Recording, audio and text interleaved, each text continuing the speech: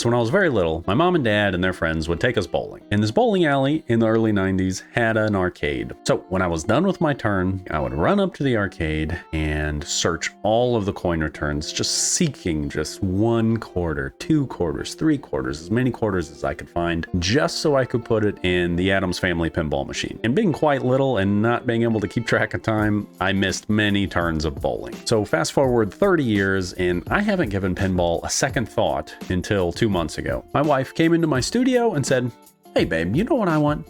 I want a pinball machine." And I thought about it for a second. I was like, sounds like an awesome idea. So I stopped what I was doing and we started researching pinball. After 5 minutes of research, I had to stop and crap a brick when I saw the prices of these things. But my wife never says she wants anything. So I really wanted to do this for her. So my research began. When I purchase something, I have to research it to death. So YouTube videos, how-to videos, reviews of pinball machines. Does it hold its value? Pinball podcasts, you name it. Over the last 2 months, I have listened to it, gathering information. So after the initial phase of my research, we then took it up a level and went to our local arcade. Now, this arcade, you pay one price, stay there as long as you want. So we played a ton of pinball that night. I fell in love with Godzilla, and my wife fell in love with Lord of the Rings, only to find out later how expensive that machine is. Now, we haven't pulled the trigger on a pinball machine yet, but what I do have is a new hobby that I can share with my wife, and that, in and of itself, is a blessing. So I invite you to join me on this journey as I learn the ins and outs of pinball and explore this wonderful world.